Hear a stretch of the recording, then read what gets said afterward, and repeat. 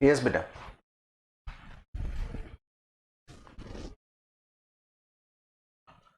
आप सब लोग 12th सीबीएसई बोर्ड से, या आप में से कोई आरबीएसई भी है? अच्छा, 4 स्टूडेंट्स आर फ्रॉम आरबीएसई। ठीक है बेटे। आप सब लोग ने जो सीए फाउंडेशन का कोर्स, ऑब्वियस सी बात है, जब किसी से राय ली होगी कि मुझे सीए करना है कि सीएस करना है कि एमबीए करना है, तो किसने सजेस्ट किया आपको सीए करने के लिए? आपको? आपके टीचर्स ने। बहुत बढ़िया। आपको बेटा? मामा जी घर, वो आप चार्टर्ड अकाउंटेंट है? Very well. आप? Relatives and friends. Very nice. आपको बेटा? ब्रदर ने। आप? रिलेटिव्स। आप? बहुत ही अच्छी बात है। चलिए, तो एक तो जिसने भी, आ जाओ, जिसने भी आपको सीए का कोर्स ज्वाइन करने के लिए आपको कहा, उनको बहुत बहुत बधाइयाँ। बढ़िया कोर्स आपने सेलेक्ट किया है बेटा। आपने जो खुद ने डिसीजन लिया, बहुत अच्छी बात है कि भाई मैं सीए बनूंगी। देखिए, कॉमर्स फील्ड का एक one of the noble course है चार्टर्ड अकाउंटेंसी का कोर्स। अब सीए के कोर्स में आप लोगों को जो स्टेजेस हैं, आपको पता है बेटा, 3 स्टेजेस हैं। सबसे पहले आप सीए फाउंडेशन क्लियर करेंगे, उसके बाद आपका इंटरमीडिएट आएगा, जैसे अपन लोग इंटर का नाम देते हैं, एंड फिर अपन लोग बनेंगे फाइनल का एग्जाम देने के बाद चार्टर्ड अकाउंटेंट। ठीक है। अब सीए फाउंडेशन के सिलेबस की अगर बात करें बेटा, तो सीए फाउंडेशन का जो सिलेबस है उसमें 4 आपके पेपर हैं, जिसमें एक सब्जेक्ट है principle and practice of accounting, वो मैं आपको पढ़ाने वाला हूँ। मेरा नाम रोहित गुरु है और हम लोग अकाउंटेंसी का सब्जेक्ट पढ़ेंगे बेटा। सेकेंड सब्जेक्ट आपका रहेगा लॉ। थर्ड आपका रहेगा मैथमेटिक्स वाला, जिसमें अदर रीजनिंग वगैरह स्टैटिस्टिक्स भी आएगा। और नेक्स्ट आपका सब्जेक्ट रहेगा इकोनॉमिक्स, जिसमें कुछ आपके अदर सब्जेक्ट्स भी ऐड होंगे। ये चारों सब्जेक्ट अगर मिला लें तो 400 मार्क्स का आपका सीए फाउंडेशन का जो पेपर है बेटा वो बनता है, जिसमें जो अकाउंटेंसी का सब्जेक्ट है और लॉज इस सब्जेक्ट के बारे में अभी बोला आपको मैंने, ये कंप्लीटली सब्जेक्टिव पैटर्न पेपर आएंगे। और मैथमेटिक्स और इकोनॉमिक्स का जो सब्जेक्ट रहेगा आपका, वो कंप्लीटली ऑब्जेक्टिव बेस्ड रहेगा। अब आपको ऑब्जेक्टिव बेस्ड का मतलब पता है बेटा? जिन्होंने सीबीएसई अटेम्प्ट किया है उनको तो बहुत अच्छे से पता होगा कि भैया आपने ऑब्जेक्टिव मतलब एक क्वेश्चन आएगा और 4 ऑप्शंस आपके रहेंगे, मल्टी चॉइस क्वेश्चंस।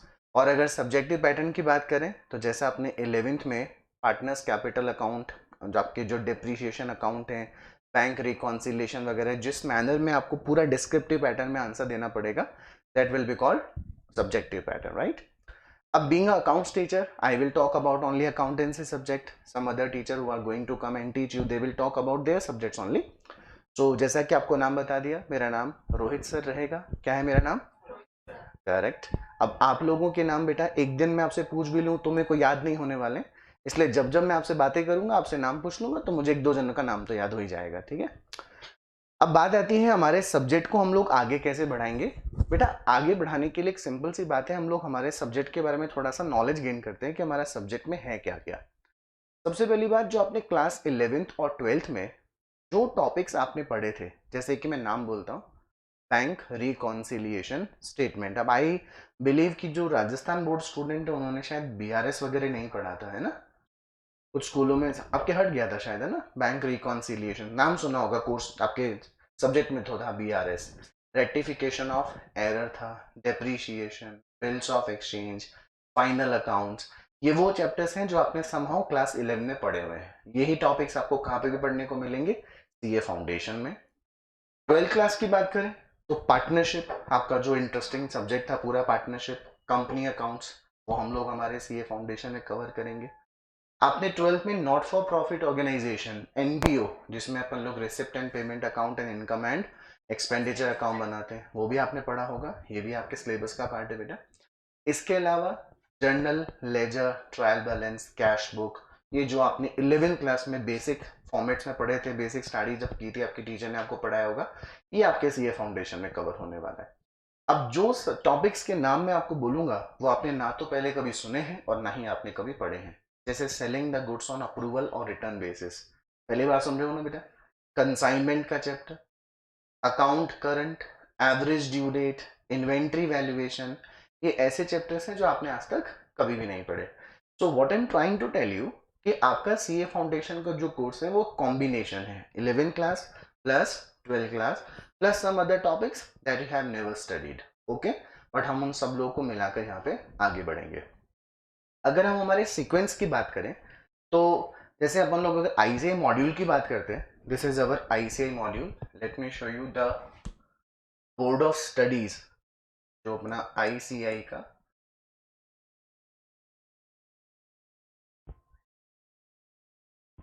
ये देखिए वेबसाइट है बेटा अपने आईसीआई की, आपने डेफिनेटली ओपन करके देखी रखी होगी। BOS नॉलेज पोर्टल मतलब board of studies knowledge portal जो आपने आईसीआई ने इशू किया हुआ है बेटा। ये click here to visit BOS knowledge portal, यहाँ पे आप क्लिक करेंगे तो आपको आईसीआई ने जो बोर्ड ऑफ स्टडीज का जो भी आपको अपनी पढ़ाई से रिलेटेड जो भी जानकारी लेनी है वो आप इस पेज से गेन कर सकते हैं। जिसमें सबसे पहले आप क्या देख रहे हैं बेटा, study material. When I click on the study material, ये आपका लेवल पूछ रहा है, आप फाउंडेशन में है कि इंटरमीडिएट में है कि final. As we are in CA foundation, देखो मैंने कहा था आपके 4 सब्जेक्ट रहेंगे बेटा। पहला principle and practice of accounting, business laws and business correspondence and reporting, business mathematics and logical reasoning and statistics, and fourth one will be business economics and business and commercial knowledge। ये सब आपके 4 subject हैं। अगर हम हमारे subject की बात करें फिलहाल, तो ये आपका accountancy study material applicable for November 2022 examination onwards, मतलब आपका जो एग्जाम रहेगा वो तो 2030 में लगने वाला है बेटा, 2023 आई एम सॉरी 20,000 मतलब 2023 में लगने वाला है। तो 2023 में जो आप पेपर देंगे उसका सिलेबस आपके सामने गिवन है। इंस्टीट्यूट आपको, आपने रजिस्ट्रेशन करवा लिया है क्या? आ जाओ बेटा। तो आपको आईसीआई मॉड्यूल भेजेगा, 2 मॉड्यूल भेजेगा अकाउंट्स के, या वरना यहाँ से तो आपको मॉड्यूल मिलेगा ही मिलेगा, वो अपना आईसीआई मॉड्यूल के क्वेश्चंस को भी कवर करता है। This is chapter number 1 theoretical framework. बेटा यूनिट नंबर 1 से लेकर यूनिट नंबर 9 एंटायर यूनिट जो है वो थियोरेटिकल एस्पेक्ट से कवर करेंगे हम लोग। इसके बाद जैसा कि मैं आपको नाम बोल रहा था, चैप्टर नंबर 2 अकाउंटिंग प्रोसेस, जिसमें यूनिट नंबर 1 से लेकर यूनिट नंबर 6, जिसमें आपकी journal, ledger, trial balance, subsidiary book, cash book and then rectification of error. Third chapter आपका रहेगा bank reconciliation statement, then inventory, depreciation, bills of exchange, sale of goods on approval or return basis, consignment, average due date, account current। फिर आपका module 2 start होगा। Module 2 में preparation of final accounts of sole proprietor पढ़े थे 11th class में, trading P&L balance sheet आपने बनाई होगी। बस आपने 11th क्लास में बेटा final accounts of non manufacturing entity ही पढ़ा था। यूनिट नंबर 2 जो है final accounts of manufacturing entity, आप सीए फाउंडेशन में पहली बार पढ़ेंगे, आपने 11th क्लास में पहले कभी नहीं पढ़ा हुआ है। इसके बाद आपकी कंप्लीट पार्टनरशिप। अब अगर पार्टनरशिप की बात करें तो राजस्थान बोर्ड वालों को कुछ हेल्प मिली थी, जिसमें रिटायरमेंट और डेथ आपके कोर्स में से हट गया था, लेकिन सीबीएसई वालों को कोई रियायत नहीं मिली थी। हमने फर्स्ट टर्म में एडमिशन तक किया था, फिर रिटायरमेंट और डेथ सेकेंड टर्म में किया था जब सब्जेक्टिव मैटर आया था। इसके अलावा एनपीओ तो सीबीएसई ने भी पढ़ा हुआ है और आरबीएसई ने भी पढ़ा हुआ है। तो और फाइनली कंपनी अकाउंट, जिसमें basic concepts, introduction to company, what is company, what are the types of company will be there, issue of shares, forfeiture of shares in case of money is not paid by the shareholder, and again reissue of shares। Okay बेटा, और इसके बाद है अपना आखिरी issue of debenture. Okay, now ये sequence हम लोग को आईसीआई मॉड्यूल में दिया हुआ है। बट अगर अपन बात करें हमारे जो हम लोग लेक्चर्स पढ़ेंगे उसमें कौन कैसा सीक्वेंस फॉलो करेंगे बेटा, कुछ तो एक्सपीरियंस है कि मुझे कौन सा चैप्टर उठाना चाहिए पहले कि बच्चों को उसमें हेल्प मिले। दूसरा, हम लोग ऐसे सब्जेक्ट, ऐसे टॉपिक पहले उठाएंगे जिनको पढ़ने के बाद आगे आने वाले टॉपिक्स में भी आपको उन पुराने चैप्टर्स की क्या मिलने वाली है, हेल्प मिलने वाली है। जैसे कि अगर आप देखो तो बेटा हमारा चैप्टर नंबर 4 क्या लिखा हुआ है, इन्वेंट्रीज। अब अगर मैं आपको इन्वेंट्रीज पहले पढ़ा दूं और फिर बाद में चैप्टर नंबर 6 का यूनिट नंबर 2 पढ़ाऊं, sale of goods on approval और रिटर्न बेसिस, और फिर क्या पढ़ाऊं, कंसाइनमेंट, तो इन्वेंट्री का चैप्टर में भी कंसाइनमेंट के भी कॉन्सेप्ट्स हैं और sale of goods on approval और रिटर्न बेसिस के भी कॉन्सेप्ट है। Are you understanding my thing? तो अब आपको इन्वेंट्री में कहूं कि बेटा रुको, ये वाला क्वेश्चन बाद में करेंगे जब कंसाइनमेंट पढ़ा दूंगा, बेटा ये वाला क्वेश्चन तब करेंगे जब sale of goods on approval और रिटर्न बेसिस पढ़ा दूंगा। तो इससे हमारा थोड़ा सा जो कॉन्सेंट्रेशन वो बिगड़ जाएगा कि नहीं बिगड़ जाएगा, रिदम बिगड़ जाएगी। तो MCC has decided its own sequence कि हम सबसे पहले ये चैप्टर पढ़ाएंगे फिर ये वाला चैप्टर। जैसे मैं सबसे पहले पढ़ाऊंगा आपको बैंक रिकॉन्सिलिएशन स्टेटमेंट, फिर पढ़ाऊंगा bills of exchange, then depreciation. तो ये चैप्टर्स आगे आने वाले चैप्टर्स में भी आपके क्या कर देंगे बेटे, हेल्प कर देंगे। अंडरस्टूड। अब दूसरी बात, आप सभी बच्चे इंग्लिश मीडियम स्टूडेंट्स हैं, ऑल ऑफ यू। आप में से एक भी बच्चा हिंदी मीडियम नहीं है ना, आप हिंदी मीडियम है, आप भी हिंदी मीडियम।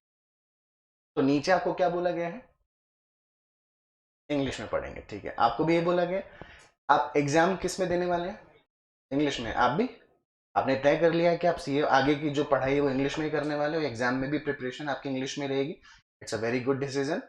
नाउ दूसरी बात, मैं ऐसा क्यों पूछा बेटा, इसलिए पूछ लिया मैंने क्योंकि जो अकाउंटेंसी का पेपर आएगा ना एग्जाम में, वो हिंदी में नहीं आएगा, वो कंप्लीट किस में आएगा बेटे, इंग्लिश में। बाकी के जो पेपर्स हैं वो तो हिंदी में भी आ जाएंगे, accountancy will be only in English. That's why I asked the question. Okay, जो बात मैंने आपको बोली वो समझ में आ गई बेटा ना। अब दो तीन बातें जो लेक्चर्स के दौरान आपको हमेशा ध्यान रखनी है। एक, अकाउंटेंसी की कॉपी आपको सेपरेट बनानी है बेटा, क्योंकि जब जब मुझे जरूरत पड़ेगी कि मुझे आपको थ्योरी लिखवानी है, मैं आपको थ्योरी लिखवाऊंगा। दूसरा, आपको जो क्वेश्चंस मैं क्लास में कराऊंगा वो आप मेरे साथ क्लास में नोट कर लेंगे, और जिन क्वेश्चंस को मैं होमवर्क में दूंगा वो होमवर्क में आपको उस कॉपी में नोट करना है। इससे आपका कभी भी कोई काम इनकम्प्लीट नहीं रहेगा। दूसरी बात, मैंने बोला सेपरेट कॉपी बनानी है, ऐसा नहीं थोड़ा काम अकाउंट्स का भी कर लिया, थोड़ा मैथ्स का भी कर लिया, ऐसा नहीं, ठीक है। हम लोग को अलग अलग कॉपी बनानी है। दूसरी बात बेटा, आपको हमेशा अपने बैग में कैलकुलेटर अपने साथ कैरी करना है। कैलकुलेटर 11 में 12 में परमिशनल नहीं था ना आपको, फाउंडेशन में।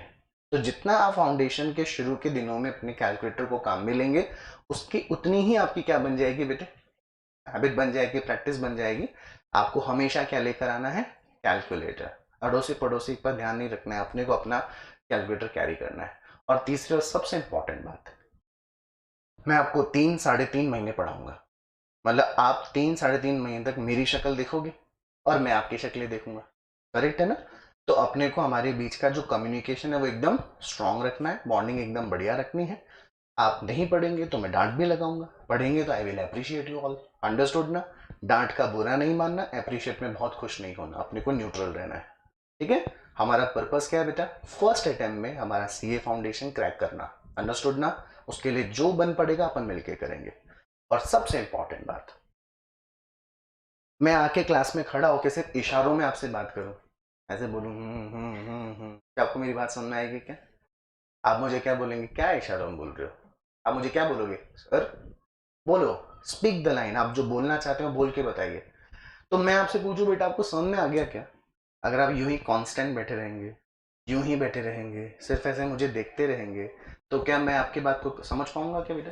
इसीलिए आपको मुझे क्या देना है, जवाब, यस और नो, करेक्ट है। और यस और नो इस मूड में देना है कि अगर आपके कारण आपके पड़ोसी को फायदा हो जाए, इससे बढ़िया बात नहीं हो सकती। सर हमारे जवाब से पड़ोसी को फायदा कैसे होगा?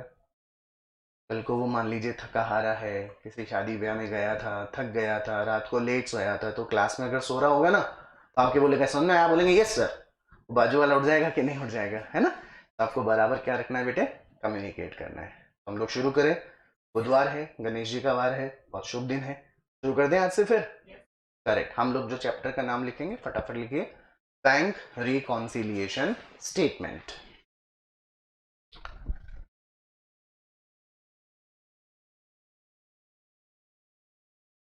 Chapter name is Bank Reconciliation Statement.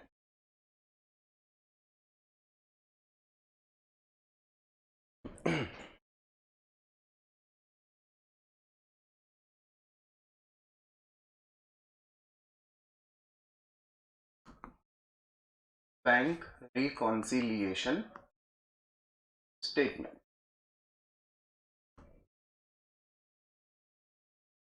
अब सीबीएसई स्टूडेंट जिसने पढ़ा है 11th क्लास में, उसको तो थोड़ा बहुत आइडिया है कि होता क्या है, बट इसको शॉर्ट में हम लोग क्या बोल सकते हैं, BRS। Bank reconciliation statement can also be called as BRS। अब आपसे पूछा जाए कि BRS क्या है, तो जिस बच्चे ने पढ़ा है वो तो मुझे आंसर दे देगा। अब जिसने नहीं पढ़ा उसके लिए तो एकदम अनजान टॉपिक है, इसलिए बहुत ध्यान सुनिए पहले। बेटा आपने बैंक के बारे में सुना है ना, बैंक एक फाइनेंशियल इंस्टीट्यूशन है जो अपने यहाँ पे कस्टमर्स के अकाउंट्स ओपन करता है, उनके पास जो पैसा होता है वो लोग अपने पास जमा करवाते हैं, बैंक के पास जमा करवाते हैं, बैंक उनको इंटरेस्ट देता है, और अगर बैंक ने कोई लोन दिया है तो बैंक उनसे क्या चार्ज करता है बेटा, इंटरेस्ट। यानी बैंक एक फाइनेंशियल इंस्टीट्यूशन है। मैंने कहा मेरा एचडीएफसी बैंक में एक अकाउंट है, तो क्या सिर्फ मेरा ही है क्या ऑल ओवर इंडिया में? मेरे जैसे करोड़ों लोगों का अकाउंट एचडीएफसी बैंक में हो सकता है कि नहीं हो सकता है? Right sir. अच्छा, आपको नहीं लगता कि मैं अगर पैसे बैंक में जमा कराऊंगा, मैं अगर पैसा बैंक से विड्रॉ करूंगा, तो ठीक ये काम जैसा मैं कर रहा हूं वैसा ही काम कौन करेंगे? अदर पीपल भी करेंगे। लगता है ना आपको ऐसा? आपको नहीं लगता है कि अगर बैंक में जाकर कोई भी कस्टमर किसी दिन ये पूछे कि जरा मुझे इस डेट से लेकर इस डेट तक का मेरे अकाउंट में कितना पैसा डिपॉजिट हुआ है और किस कारण से मेरे अकाउंट में पैसे डिक्रीज हो गए, बैंक ऐसे बोलेगा हमें क्या पता, आपको रिकॉर्ड करना चाहिए। बोलूंगा अरे मैं रिकॉर्ड करूं चाहे नहीं करूं, मेरा पैसा तुम्हारे पास जमा हो रहा है, तो कम ज्यादा होएगा तो तुम्हें मुझे बताओगे ना। यानी बैंक को अपने जितने भी अकाउंट होल्डर्स हैं उन सभी के अकाउंट्स का प्रॉपर रिकॉर्डिंग करना जरूरी होता है ना बेटा? अगर कोई भी पर्सन बैंक के पास जाकर अपने बैंक में हुए ट्रांजेक्शन्स का स्टेटमेंट अगर लेना चाहे तो बैंक उसे मना नहीं कर सकता। बैंक उसे एक बैंक स्टेटमेंट प्रोवाइड करवाता है, जिसे शॉर्ट फॉर्म में कहते हैं, या शॉर्टेस्ट फॉर्म जो होता है बैंक स्टेटमेंट का उसे बोलते हैं पासबुक। क्या बोलते हैं बेटा? तो मैंने एक नाम इधर लिखा है, किसका? अरे एक तो शर्माना नहीं है बोलते बोलते, है ना? क्या नाम लिखा बेटा मैंने? पासबुक। अब पासबुक का मतलब क्या है? पासबुक में बैंक आपके अकाउंट में जितना बैलेंस पड़ा है उसकी इंफॉर्मेशन आपको प्रोवाइड करवा देगा बेटा। ठीक है, जैसे मैंने कहा बैंक जरा बताना मेरे अकाउंट में कितने पैसे हैं, बैंक ने कहा 1,15,000। मैंने कहा जी ओके। अब ये सही है कि ये गलत, मैं कैसे जान सकता हूँ?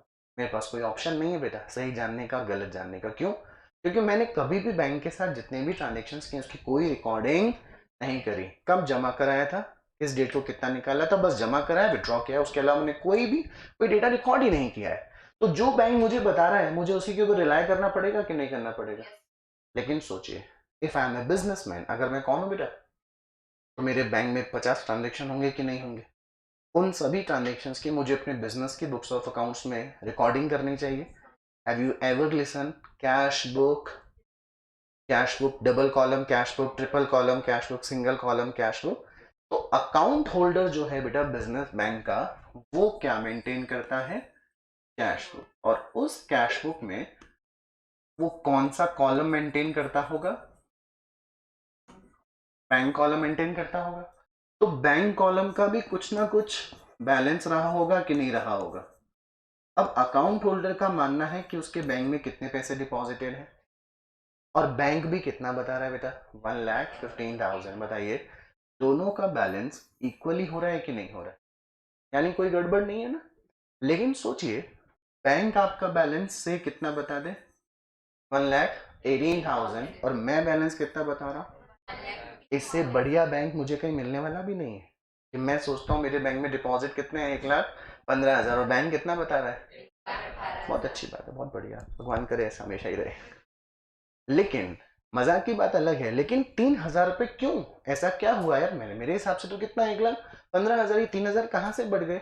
या मान लीजिए कहानी अगर रिवर्स हो जाती, बैंक बैलेंस कितना बता रहा होता, तो क्या मैं चुप रहता? क्या मैं तो लड़ाई कर लिया, तब बता मेरे पैसे कहाँ गए? यानी कि एक अकाउंट होल्डर की कैश बुक का बैंक कॉलम का जो बैलेंस है, अगर वो पासबुक के बताए कॉल बैंक बैलेंस से क्या नहीं करता बेटा, मैच नहीं करता, तो व्हाट आर दोज रीजंस जिससे कि कैश बुक का बैलेंस पासबुक के बैलेंस से मैच नहीं हुआ? क्या रीजन रहे? उन सभी रीजंस को आइडेंटिफाई करके एक स्टेटमेंट में हम लोग नोट कर लेते हैं। That statement is called bank reconciliation statement. क्या नाम देते हैं बेटा उसे? बात समझ में आ गई? फटाफट लिखना शुरू करेंगे। मीनिंग, बीआरएस में हम लोग सबसे पहले लिख रहे हैं meaning.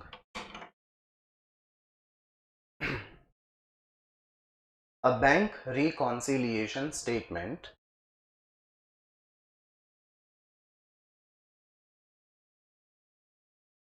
a bank reconciliation statement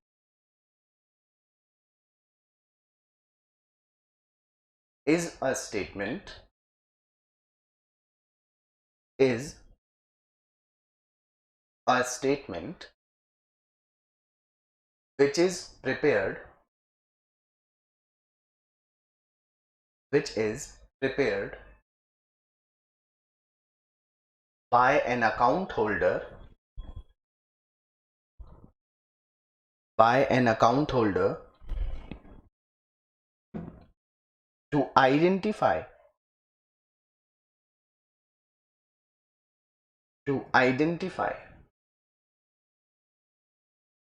the reasons of differences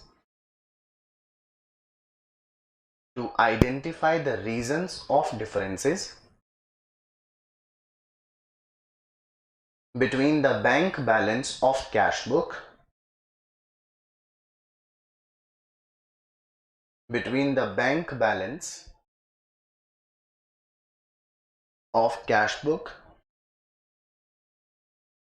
and passbook. Between the bank balance of cash book and passbook. Full stop. मेरे साथ मिलकर बोलेंगे एक बार. चलिए देखिए क्या लिखा अपन ने. A bank reconciliation statement is a statement which is prepared by an account holder. Who prepares BRS? An account holder prepares the BRS. Sir, why he prepares a BRS? To identify the reasons of differences between the bank balance of cash book and passbook. बेटा bank balance of cash book बोलना जरूरी है क्या?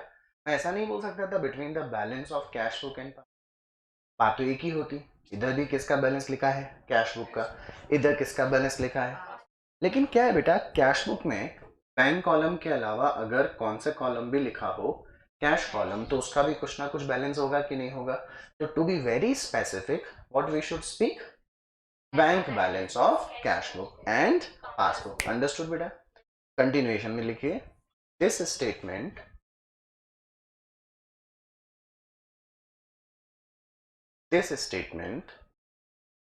is a memorandum statement. This statement is a memorandum statement which is not considered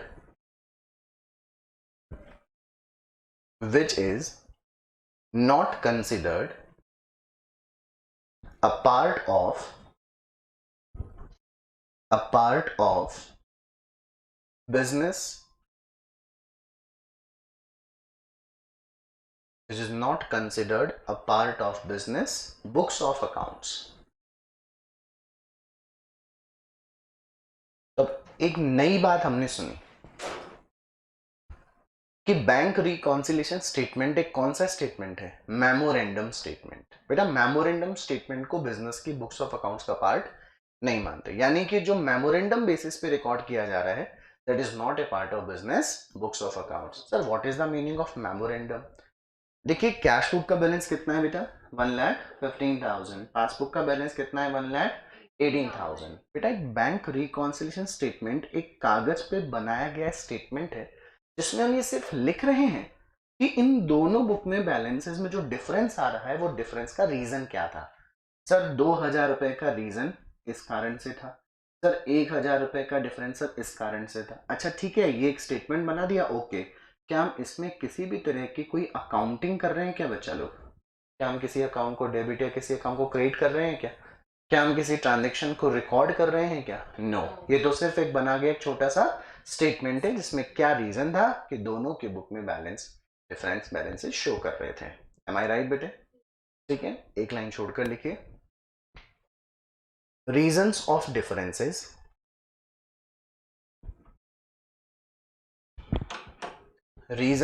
differences between the bank balance of cash book, reasons of differences between the bank balance of cash book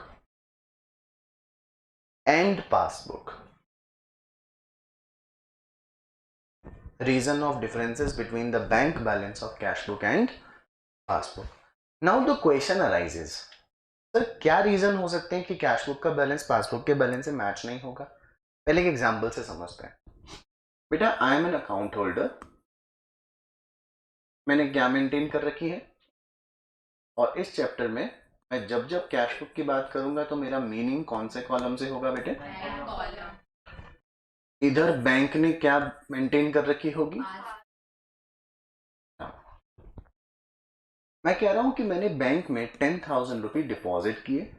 bank ने कहा yes sir, आपके 10,000 रुपये हमारे पास collect हो गए हैं और आपके अकाउंट का बैलेंस कितने रुपीस का है? 10,000। मैंने कहा okay. After some days I again deposited rupees 15,000। बेटा 10 प्लस 15 कितना हो गया? ओके। बैंक ने कहा यस सर, हमें आपके वापस 15,000 और मिले, हमने आपका बैलेंस कितना कर दिया है? 25। बेटा आफ्टर सम डेज मैंने बैंक से कितने विड्रॉ कर लिए? 5,000। अब मेरी कैश बुक का बैलेंस कितना हो गया? 20। बैंक ने कहा यस, आपने अगर 5,000 विड्रॉ किए हैं तो हम आपके बैलेंस को 5,000 से रिड्यूस करके किस पर लेकर आ गए? 20। अच्छा, कैश बुक में जो भी अकाउंटिंग कर रहा है वो कौन कर रहा है बेटा? Account holder. अंडरस्टूड ना? और पासबुक में जो भी एंट्री करके देने का काम करता है वो कौन करता है? ये सभी ट्रांजेक्शन्स तो किसने रिकॉर्ड किए हैं? और ये सभी ट्रांजेक्शन किसने रिकॉर्ड किए हैं? पक्का? अब मैं अकाउंट होल्डर जिस दिन बैंक के पास जाऊंगा और पूछूंगा कि बैंक बताओ मेरे बैलेंस कितना है और मुझे ये बता दो कब कितना पैसा आया था और कब कितना पैसा गया, बैंक बोलेगा लाओ आपकी पासबुक दे दो, हम उसे प्रिंट करके दे देते हैं। मैं देखता हूं कि पासबुक में कितना बैलेंस है? 20,000। और मैं भी कितना बता रहा हूं? बताइए दोनों में कोई डिफरेंस है क्या? बता सकते हैं दोनों में डिफरेंस क्यों नहीं है?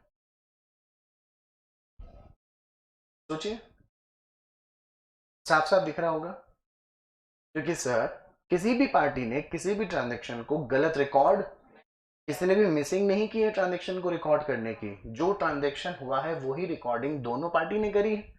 जो पैसा बैंक में विड्रॉ किया है वही पार्टी ने विड्रॉ किया है, दोनों जगह ने। इसीलिए जितना प्लस कैश बुक करता है उतना ही इंक्रीज पासबुक कर रहा है, जितना माइनस कैश बुक करता है उतना ही डिक्रीज पासबुक कर रही है। इसलिए दोनों का बैलेंस इक्वल आ गया।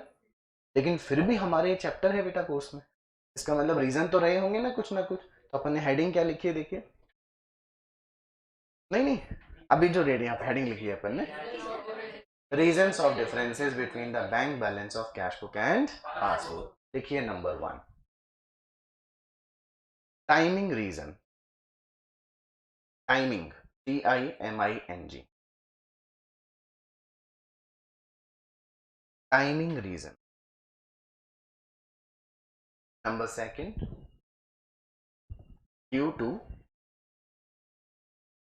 Due to lack of information, due to lack of information. ठीक है। And number 3, due to mistakes,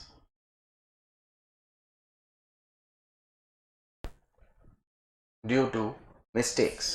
ठीक है बेटा, लिख लिया? चलिए पहला रीजन देखिए क्या लिखा है, टाइमिंग रीजन। देखो बेटा, आज तारीख क्या है बेटा? 1 अप्रैल 2022। Suppose today is 1 April 2022। Okay. मेरी कैश बुक का बैलेंस कितने रुपीस का था? 10,000। बैंक भी आपका बैलेंस कितना बता रहा है? 10,000। सर आप क्या हर एक ट्रांजेक्शन हो जाने के बाद ही बैंक के पास जाकर पासबुक में एंट्री करा के लेकर आ जाएंगे? मैंने कहा नहीं नहीं, ऐसे तो मैं परेशान हो जाऊंगा। अगर 100 ट्रांजेक्शन होंगे तो मैं तो बैंक में बैठा रहूंगा, फिर ट्रांजेक्शन कब करूंगा, बिजनेस कब करूंगा? मैं क्या करता हूं, हर महीने के एंड में एक बार बैंक के पास पहुंच जाता हूं और बैंक से एंट्री करवा लेता हूं पासबुक के अंदर। यानी कि मैं अप्रैल 1 2020 से लेकर 30 अप्रैल 2022 तक जो भी ट्रांजेक्शन मैंने अपने बैंक में किए हैं उन सभी की रिकॉर्डिंग किस में करवा के लेकर आ जाऊंगा? पासबुक में। बेटा मैंने एक 2,000 रुपए का चेक अपने किसी क्रेडिटर को पैसा पे करने के लिए दिया, तो मेरी बुक्स में एंट्री क्या हुई होगी? Creditor account debit to bank. तो मेरी कैश बुक का बैलेंस जो 10,000 था वो मेरे अकॉर्डिंग 2,000 से रिड्यूस होकर कितना पहुंच गया बेटा? बात समझ में आ गई? एक चेक की वैलिडिटी 3 मंथ्स की होती है, यानी आप यहां से 3 महीने ऐड कर लें, 3 महीने तक वो चेक का पैसा आप निकलवा सकते हो बैंक से। बात समझ में आ गई? 30 अप्रैल की डेट तक अगर वो चेक जिस पार्टी को मैंने दिया था, अगर उसने बैंक के सामने वो चेक प्रेजेंट किया हो और बैंक ने पैसा दे दिया हो, तो 10,000 माइनस 2,000 पासबुक का बैलेंस भी कितना हो गया होगा 8000। बताइए दोनों में कोई डिफरेंस आ रहा है क्या? बताइए क्यों नहीं आ रहा? क्योंकि एक पर्टिकुलर पीरियड में जो ट्रांजेक्शन किस में हुए हैं, कैश बुक में, वही ट्रांजेक्शन किस में हो गए बेटा? डिफरेंस नहीं आया ना। लेकिन मान लीजिए उस पार्टी को फिलहाल पैसों की जरूरत नहीं है, और मान लीजिए उसने वो चेक अभी तक बैंक में पेमेंट के लिए प्रेजेंट नहीं किया, यानी 30 अप्रैल तक वो चेक बैंक में प्रेजेंट नहीं किया। नाउ जब मैं 30 अप्रैल को अपनी पासबुक में एंट्री करवा, बेटा के का मतलब 1000 है, ओके। जब पासबुक में एंट्री करवाने जाऊंगा तो बैंक तो मेरा बैलेंस कितना बता रहा है, और मेरी कैश बुक का बैलेंस कितना है?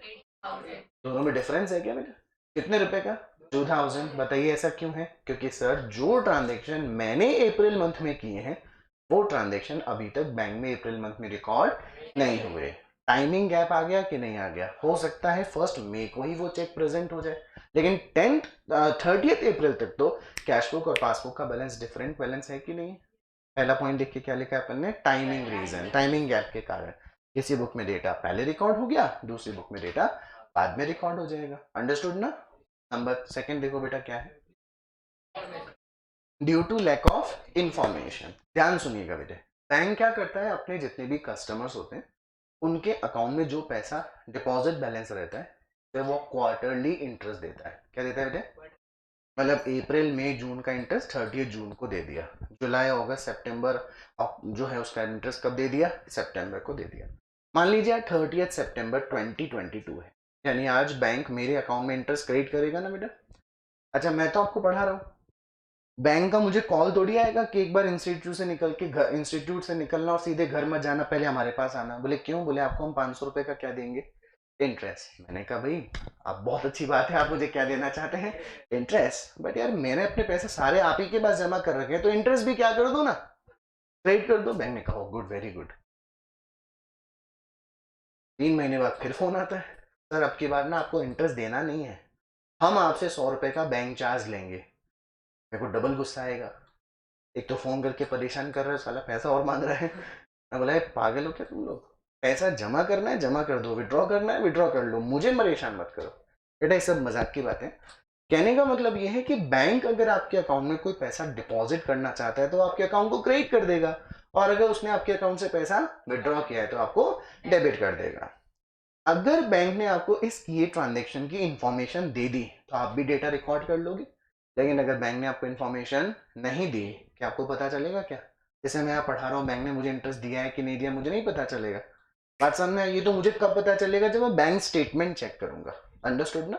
तो इसका मतलब बैंक ने आपको इंटरेस्ट क्रेडिट कर दिया या बैंक ने आपके अकाउंट से इंटरेस्ट का पैसा निकाल लिया। मतलब only bank balance will increase और decrease in the passbook but not in the, तो इंफॉर्मेशन नहीं मिल सकी है बैंक में किए ट्रांजेक्शन की अकाउंट होल्डर को, इसलिए कैश बुक का बैलेंस पासबुक के बैलेंस से डिफरेंट बैलेंस शो कर सकता है। एम आई क्लियर बेटा? थर्ड देखिए, थर्ड क्या लिखा हुआ है, ड्यू टू मिस्टेक। अब चलिए देखें आपने 11th क्लास कितनी अच्छी पढ़ी। जब 11th क्लास में थे तो एक ट्रिपल कॉलम कैश फ्लो बनाने को मिली होगी आपको। इसमें कैश कॉलम भी होता है, बैंक कॉलम भी, और एक डिस्काउंट कॉलम। याद आया कुछ? नहीं याद आया तो मैं बता देता हूँ कि कैश बुक में कितने कॉलम है। अगर 3 कॉलम, जिसमें पहला कॉलम कैश, दूसरा बैंक और तीसरा डिस्काउंट। कैश, बैंक और डिस्काउंट। अच्छा, इफ आई टेल यू कि बेटा मेरे बैंक में कुछ 15,000 रुपए डिपॉजिट बैलेंस है, तो मैंने कहा this is to balance very opening, 15,000 पड़े थे, ओके। महीने के एंड में I issued a cheque of ₹2,000 to my employee. Employee को मैं क्या पे कर रहा हूं? सैलरी दे रहा हूं ना। सैलरी किससे दे रहा हूं? कैश में दे रहा हूं, तो सैलरी टू कैश होगा बेटा, लेकिन मेरे पास कैश नहीं था तो मैंने क्या इशू कर दिया? चेक। एंट्री क्या होगी? Salary account debit to bank. फिर से बोलते हैं एक बार, टू बैंक ना, तो डीआर में लिखूं या सीआर में? सर सीआर में लिखेंगे, कैश बुक के सीआर में लिखेंगे ना। कितने रुपए का चेक दिया मैंने? चेक दिया है 2,000 रुपए का, एंट्री हुई थी salary account debit to bank. सही लिख दिया मैंने एकदम? कहाँ लिख दिया? ओ सॉरी, मेरे को कहाँ लिखना चाहिए था? तो मैंने कहाँ लिख दिया, बेटा ये तो आप मेरे सामने बैठे हो, आज मेरा अच्छा दिन है, कल को अभी मेरे सामने नहीं बैठे होते तो ये तो बेवकूफ़ी हो गई होती मुझसे। समझ आ रही है कि नहीं आ रही है? मतलब आपने तो मुझे गलती पकड़ ली, लेकिन मैं अपनी गलती नहीं पकड़ सका, और मैंने अपनी कैश बुक को आगे कंटिन्यू कर दिया। कैश बुक का बैंक बुक बैलेंस कितने रुपए का शो करता है आज? 15। क्या मुझे क्रेडिट में कुछ भी दिखाई दे रहा है? मैं अभी भी अपने कैश बुक का बैलेंस बैंक में डिपॉजिट कितना मांगता, लेकिन बैंक की सोचिए, पासबुक कहती थी कि उसके पास आपके कितने पैसे डिपॉजिटेड हैं, और जिस आदमी को आपने चेक दिया था उसने वो चेक बैंक में प्रेजेंट किया, और बैंक ने आपको कितने का पेमेंट दे दिया उसको? 2000। पासबुक कितना बैलेंस शो करती है? आपका बैलेंस कितना है? दोनों में जो डिफरेंस आया बेटा, वो डिफरेंस आपकी हुई इस एरर के कारण आया कि नहीं आया? अगर आप 2000 पे इधर के बजाय कहाँ लिख दिए होते? सीआर में, तो 15 माइनस 2, आप भी अपनी कैश बुक का बैलेंस 15 की बजाय 13,000 ही शो कर रहे होते ना। तो क्या हमारा due to lack of information, timing reason और ड्यू टू मिस्टेक्स के जो एग्जांपल्स थे, क्या आपको वो समझ में आ गए बेटा? पक्का? एक बार जितना पढ़ा उसको रिवाइज कर लें हम लोग, फिर आगे की कहानी कल से शुरू करें, कल एक दो बच्चे और नए आएंगे, ठीक है? सबसे पहले बोलेंगे हम लोग क्या मतलब है बीआरएस का। अब BRS is a statement which is to identify the reasons of differences between the bank balance of cash book and passbook। क्या हम बीआरएस को बिजनेस की बुक्स ऑफ अकाउंट्स का पार्ट मान सकते हैं? नो सर, क्योंकि बीआरएस एक मेमोरेंडम स्टेटमेंट है, इसमें किसी भी ट्रांजेक्शन की कोई रिकॉर्डिंग नहीं होती, इसमें कोई डेटा डेबिट या क्रेडिट नहीं होता, ये केवल एक स्टेटमेंट है। अंडरस्टूड बेटा? अब आती है बात कि सर हम जो डिफरेंसेस आते हैं वो किन कारण से आ सकते हैं? ऐसे तो 50 तरह के रीजन हो सकते हैं, ऐसा किया, वो हुआ, फलाना हुआ, ढिमका हुआ, लेकिन इन सभी ट्रांजेक्शन्स को अगर कैटेगराइज कर दें तो 3 कैटेगरी बनेगी। पहले बोलिए। टाइमिंग रीजन का मतलब क्या हुआ कि ट्रांजेक्शन कैश बुक में पहले रिकॉर्ड हो गया है, लेकिन जिस डेट को अपन पासबुक में एंट्री करवाने गए हैं उस डेट तक जो ट्रांजेक्शन कैश बुक में रिकॉर्ड हो चुका था वो किस में रिकॉर्ड नहीं हुआ, इसलिए इसका बैलेंस या तो इंक्रीज या फिर यानी चेंज हो गया होगा अर्लियर बैलेंस से, लेकिन किसका बैलेंस चेंज नहीं हुआ? पासबुक का। एम आई क्लियर बेटा? इसलिए इसे अपन लोग टाइमिंग गैप का काम नाम देते हैं। सेकंड देखो क्या लिखा हुआ है, कुछ ट्रांजेक्शन बैंक डायरेक्टली आपके अकाउंट में या तो क्रेडिट कर देता है या फिर डेबिट। जैसे आपका नाम क्या है बेटा? Anu. Anu was one of my daughter. Anu से मैं 5,000 में मांगता था, अनु ने क्या किया, मुझे नकद देने के बजाय 5,000 में से 2,000 रुपए सीधे मेरे अकाउंट में डिपॉजिट कर दिए। ना अनु ने मुझे इन्फॉर्म किया, ना बैंक की तरफ से मुझे कोई मैसेज आया, लेकिन पासबुक का बैलेंस तो 2,000 से इंक्रीज हुआ होगा ना, बट बिकॉज मेरे पास कोई information, due to lack of information. Understood बेटा? थर्ड कौन सा लिखा आपने? ड्यू टू कोई, अच्छा एक एग्जांपल हो बेटा, मान लीजिए मैं चेक कितने रुपए का दिया था? 2000 का दिया था ना मैंने रिकॉर्डिंग कौन से कॉलम में ही करी होती? बैंक कॉलम में ही करी होती, लेकिन कितने से कर देते? तो कैश बुक 15 माइनस 200 14,800 का बैलेंस बता रही होती, लेकिन बैंक तो आपका बैलेंस 13,000 का ही शो कर रहा होता ना, तो कैश बुक तो ज्यादा हो गई है और पासबुक का बैलेंस उतना नहीं है जितना कैश बुक बता रही है। दोनों में गैप डिफरेंस आ रहा है कि नहीं आ रहा है? क्या टाइमिंग गैप के कारण है या due to lack of information के कारण? Due to mistake. सर क्या गलती करने की जिम्मेदारी भगवान ने अकाउंट होल्डर को दे रखी है? नहीं सर, गलती किससे भी हो सकती है, बैंक से भी हो सकती है। पैसा किसी और आदमी ने डिपॉजिट किया था, डाल दिया मेरे अकाउंट में, इस एरर से मुझे कोई प्रॉब्लम नहीं है, रोज करे। लेकिन मुझे प्रॉब्लम कब होगी, पैसा कोई और निकाले और डेबिट मेरे अकाउंट को कर दे, मैं तुरंत दौड़ा दौड़ा बैंक के पास जाऊंगा कि जाऊंगा? मतलब दोनों में जो डिफरेंस आ रहा है वो मेरी एरर से भी आ सकता है और बैंक एरर से भी आ सकता है। होपफुली आपको जो पढ़ा है बेटा समझ में आ गया। कल अपन यहाँ से आगे बढ़ेंगे, कल हम लोग प्रैक्टिकल क्वेश्चंस भी करना सीखेंगे और 2 बच्चे भी आएंगे, थोड़ा उनको भी पढ़ाऊंगा जिससे आपका रिवीजन हो जाएगा और उन लोगों का फर्स्ट टाइम लेक्चर हो। ओके बेटे, क्या नाम है आपका? रूप सिंह। आप बेटे? मुकेश, संस्कार, हेमंत। आपका बेटा? सलोनी। आपका? आपका? आपका नाम अनु। ठीक है, अब ये ऐसा मुझे याद नहीं हुआ है, 6-7 बार पूछना पड़ेगा मुझे अभी, ठीक है? चलो मिलते हैं कल, है ना? ओके।